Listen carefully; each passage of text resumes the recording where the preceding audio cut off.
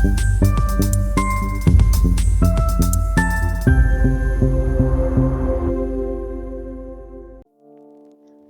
kembali lagi bersama saya, Melody Octavia. Pada video kali ini kita akan mempelajari tentang akuntansi kewajiban desa. Nah, sebelum memasuki materi, teman-teman perlu mengetahui apa sih tujuan yang harus dicapai dalam topik materi kali ini. Setelah menonton dan menyimak video pembelajaran ini, teman-teman diharapkan mampu menjelaskan transaksi akuntansi kewajiban desa atau kelurahan, dan juga mampu menerapkan akuntansi kewajiban desa atau kelurahan. Sebelum membahas lebih dalam terkait KD pada video kali ini, mari kita mengingat dan membahas sedikit seputar desa. Tertulis pada Undang-Undang Nomor 6 Tahun 2014, bahwa desa adalah desa, dan desa adat atau yang disebut dengan nama lain, selanjutnya disebut desa, adalah kesatuan masyarakat hukum yang memiliki batas wilayah yang berwenang untuk mengatur dan mengurus urusan pemerintahan, kepentingan masyarakat setempat, berdasarkan prakarsa masyarakat, hak asal-usul, dan atau hak tradisional yang diakui dan dihormati dalam sistem pemerintahan Negara Kesatuan Republik Indonesia. Selanjutnya, Permendagri Nomor 113 Tahun 2014, menyebut bahwa, pengelolaan keuangan desa adalah keseluruhan kegiatan yang meliputi perencanaan, pelaksanaan, penatausahaan, pelaporan, dan pertanggungjawaban keuangan desa. Pengelolaan keuangan desa, merupakan rangkaian siklus yang terpadu dan terintegrasi antara satu tahapan, dengan tahapan lainnya. Dalam rangka mewujudkan asas pengelolaan keuangan desa yang transparan dan akuntabel, maka penatausahaan keuangan desa yang baik wajib dilaksanakan. Permendagri Nomor 113 Tahun 2014 menyatakan, bendahara desa wajib melakukan pencatatan setiap penerimaan dan pengeluaran, serta melakukan tutup buku setiap akhir bulan secara tertib.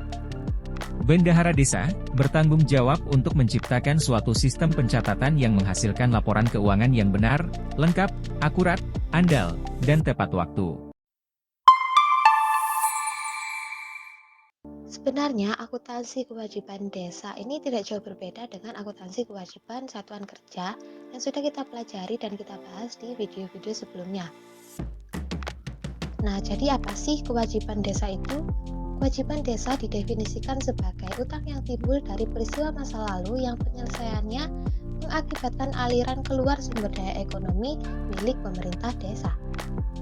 Sama halnya dengan kewajiban satuan kerja, kewajiban pemerintah desa timbul sebagai dampak adanya penggunaan sumber pembiayaan yang berasal dari pinjaman masyarakat dan lembaga keuangan lainnya. Nah, untuk memperoleh saldo utang desa ini diperoleh dengan cara melakukan inventarisasi atas kewajiban yang dimiliki oleh pemerintah desa tersebut. Oke, selanjutnya kita akan membahas tentang klasifikasi kewajiban milik desa atau kelurahan. Nah, kewajiban desa ini juga dibagi menjadi kewajiban jangka pendek dan juga kewajiban jangka panjang. Apa teman-teman masih ingat apa bedanya kewajiban jangka pendek dan kewajiban jangka panjang? Ya, jika kewajiban jangka pendek yaitu kewajiban yang jatuh temponya kurang atau sama dengan 12 bulan atau 1 tahun. Sedangkan kewajiban jangka panjang yaitu lebih dari 12 bulan atau lebih dari 1 tahun. Nah, kewajiban jangka pendek ini dilakukan inventarisasi atas kewajiban pemerintah desa. Contohnya ada utang pihak ketiga, utang bunga, pendapatan diterima di muka, pajak yang sudah dipungut atau dipotong namun yang belum disetor atau utang jangka pendek lainnya. Untuk contoh dari kewajiban jangka panjang di sini ada utang dalam negeri sektor perbankan, utang dari lembaga keuangan bukan bank atau utang jangka panjang lainnya. Selanjutnya terkait pengakuan kewajiban desa atau kelurahan. Di sini ada 2 poin penting yang perlu teman-teman ingat terkait pengakuan kewajiban desa. Poin pertama, bahwa kewajiban diakui pada saat dana pinjaman diterima atau pada saat kewajiban itu timbul. Poin kedua yaitu kewajiban dicatat sebesar nilai nominal. Untuk lebih memperdalam pemahaman teman-teman, maka langsung saja kita masuk pada pencatatan akuntansi kewajiban desa. Pencatatan akuntansi kewajiban desa ini berbeda dengan SKPD. Pencatatan akuntansi kewajiban desa ini menggunakan basis kas. Nah, baik pengeluaran maupun penerimaannya. Sehingga pencatatan yang dilakukan bukanlah menggunakan jurnal umum seperti yang kita ketahui pada umumnya. Namun, di sini hanya menggunakan buku kas umum, buku bank, atau buku pembantu pajak. Di dalam basis kas, transaksi dicatat jika mempengaruhi kas saja. Selain itu, perlu teman-teman ketahui bahwa laporan keuangan desa yang disusun oleh pemerintah desa saat ini itu masih menggunakan basis kas dalam menyelenggarakan akuntansi dan juga penyajian laporan keuangan atas pendapatan, belanja, dan pembiayaan dalam laporan realisasi anggaran. Nah, sesuai dengan perkembangan zaman, laporan keuangan desa itu diarahkan menggunakan basis accrual dalam menyelenggarakan akuntansi dan penyajian laporan keuangan atas aset, kewajiban, dan ekuitas dalam neracanya. Di sini terdapat contoh transaksi yaitu operasional kantor desa berupa air, listrik, dan telepon yang telah terpakai sebesar 10 juta rupiah. Nah, bagaimana sih pencatatan atas transaksi tersebut? Dari transaksi tersebut, teman-teman tinggal menjurnal di sebelah debit beban air, listrik, dan telepon sebesar 10 juta dan mengkredit utang beban jasa sebesar 10 juta. Tentunya teman-teman sudah paham dengan pencatatan ini karena tergolong masih mudah ya. Next, di sini ada contoh transaksi yang lebih kompleks yaitu terkait utang jangka pendek. Transaksinya seperti ini. Pada tanggal 5 Maret 2019 diterima pendapatan dari pengelolaan tanah kas desa sebesar 11 juta rupiah. Nilai ini tidak termasuk PPN 10% dan hanya termasuk PPh pasal 4 ayat 2. Nah, tarif PPh pasal 4 ayat 2 adalah 10%. Bukti transaksi yang digunakan adalah bukti kas masuk. Transaksi tersebut akan dicatat ke dalam buku kas umum, buku pembantu pendapatan, dan buku pajak karena adanya suatu pungutan pajak. Nah, bagaimana sih cara mencatat transaksi ini? Mari kita perhatikan bersama-sama. Oke teman-teman, untuk memudahkan kita dalam menjurnal, maka kita cari dulu berapa pendapatan asli desa, berapa besar PPh pasal 4 ayat 2-nya, dan berapa PPN-nya. Pendapatan asli desa diperoleh dengan cara menghitung 100 dibagi 110 dikali 11 juta rupiah. Nah, di mana diperoleh angka sebesar 10 juta rupiah. Mengapa di sini tertulis 110? Karena tarif PPh-nya adalah 10%. Jika misalkan tarif PPh-nya itu 20%, maka perhitungannya akan menjadi 100 dibagi 120 dikali 11 juta. Oke, saya harap teman-teman dapat memahami ya. Kemudian untuk menghitung PPh pasal 4 ayat 2-nya dengan cara 11 juta rupiah dikurangi dengan 10 juta rupiah, maka ketemu nilainya 1 juta rupiah. Untuk PPN-nya tinggal mengkali 10 juta rupiah dengan 10%, maka ketemu 1 juta rupiah. Nah, jika sudah ketemu nilainya dari pendapatan PPh pasal 4 ayat 2-nya dan PPN, maka kita langsung masuk ke dalam pencatatan ke dalam jurnal. Oh iya teman-teman, saya lupa kalau di kewajiban desa ini tidak menggunakan jurnal umum, melainkan menggunakan buku kas umum. Maaf ya teman-teman. Jadi dari transaksi tersebut akan dicatat ke dalam buku kas umum, buku pembantu pendapatan, dan juga buku pembantu pajak. Pada buku kas umum perlu teman-teman perhatikan kolom apa saja sih yang ada. Nah, dan apa saja yang perlu diisi. Di sini misal ada tanggal yang perlu teman-teman isi yaitu 5 Maret 2019, kemudian kode rekeningnya, uraian, terus termasuk penerimaan atau pengeluaran dan juga saldonya. Di sini ada pendapatan asli daerah yang tergolong dalam penerimaan, kemudian PPh pasal 4 ayat 2 juga termasuk penerimaan dan juga PPN. Nah, masing-masing saldo dari ketiga akun ini dapat teman-teman lihat pada layar ini. Nah, bagaimana pencatatannya? Harap diperhatikan dengan baik. Selanjutnya, pencatatan ke dalam buku pembantu pendapatan. Nah, perlu diperhatikan bahwa pada buku pembantu pendapatan ini tidak dijumlahkan atau dimunculkan saldo layaknya pada buku kas umum. Jadi hanya nominal dari masing-masing akun, tidak dijumlahkan layaknya seperti atau dimunculkan yang namanya saldo. Next, dilakukan pencatatan ke dalam buku pembantu pajak. Di sini ada kolom tanggal, urean, terus termasuk ke dalam pemotongan atau penyetoran, dan juga saldo.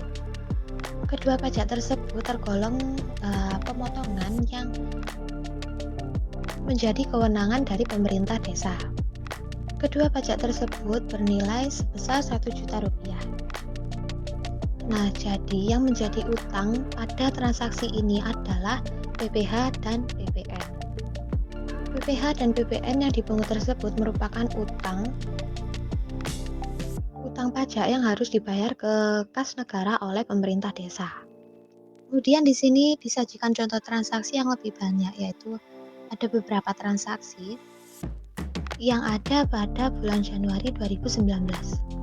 Bisa teman-teman baca sendiri dan dipahami dengan cermat transaksi apa saja yang terjadi pada bulan Januari 2019 ini.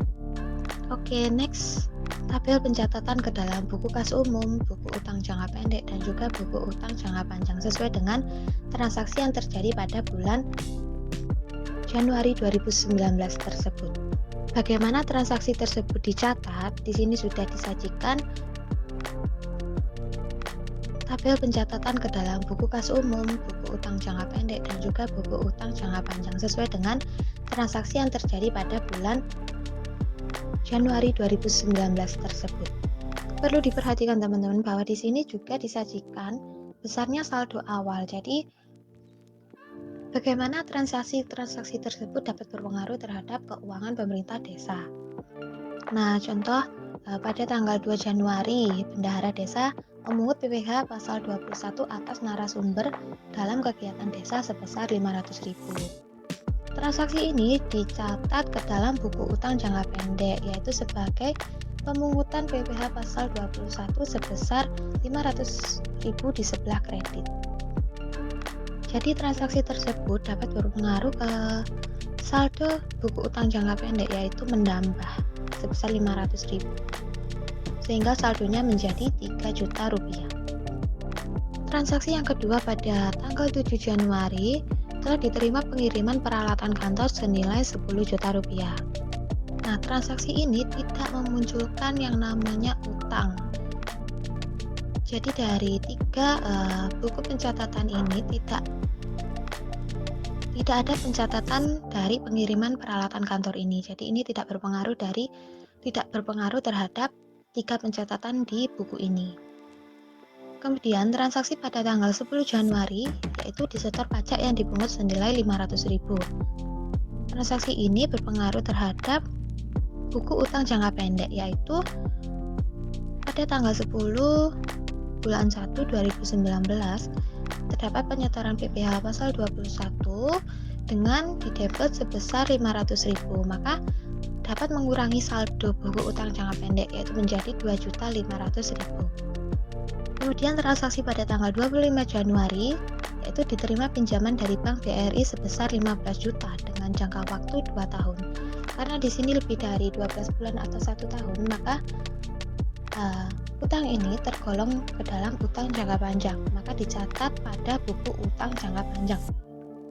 Diketahui di sini bahwa saldo awal dari buku utang jangka panjang yaitu sebesar 10 juta. Nah, dari adanya transaksi pada tanggal 25 Januari menyebabkan saldo ini bertambah karena adanya penerimaan pinjaman, yaitu saldonya menjadi Rp25 juta.